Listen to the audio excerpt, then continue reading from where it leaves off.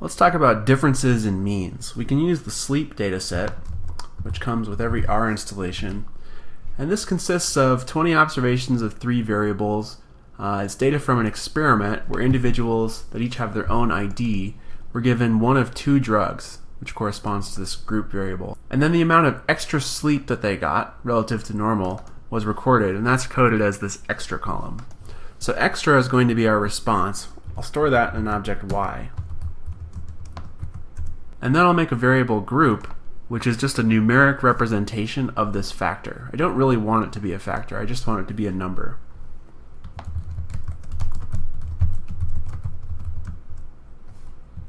And I can do that with this as.numeric function. As long as this is a factor, there's numeric information in there, and if I only want that numeric information, as_numeric will give it to me. Okay.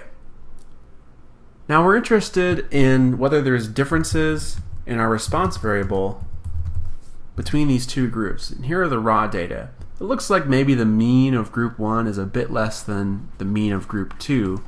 Let's evaluate what that difference really is. Okay, so we want the sample mean of group 1, which I'll call y hat 1.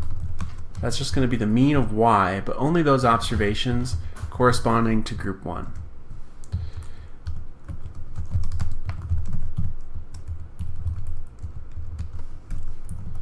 And same for group 2. Call that y hat 2. And now our sample's difference in means is going to be y hat 1 minus y hat 2. We can simulate from the null distribution. We'll do maybe 100,000 iterations.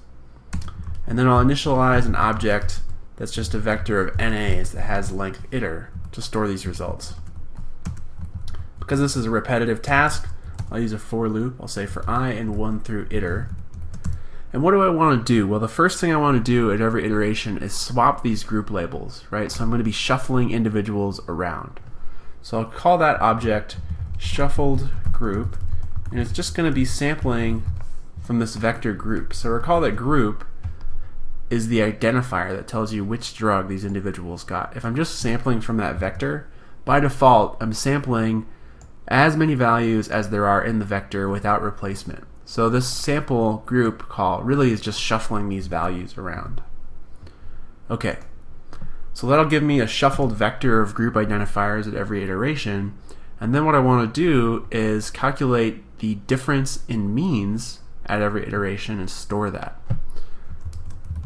So those differences will go in the ith slot of this object d null that I created, and it's going to be the mean of y corresponding to shuffled group 1 minus the mean of y corresponding to shuffled group 2.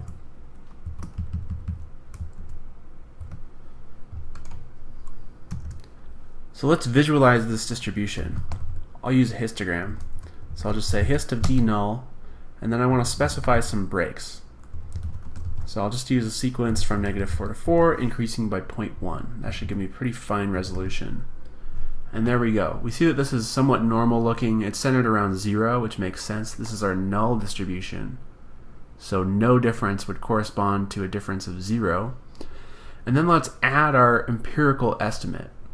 So d hat was the difference that we actually observed. Where does that fall on this graph?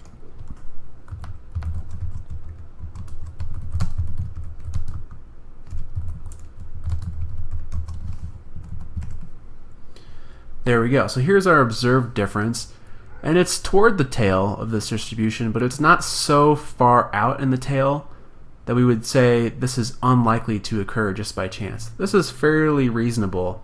We might observe a difference that has this magnitude just by chance. So you can think of this null distribution as representing the differences that you might observe by chance if there's no true difference in the means.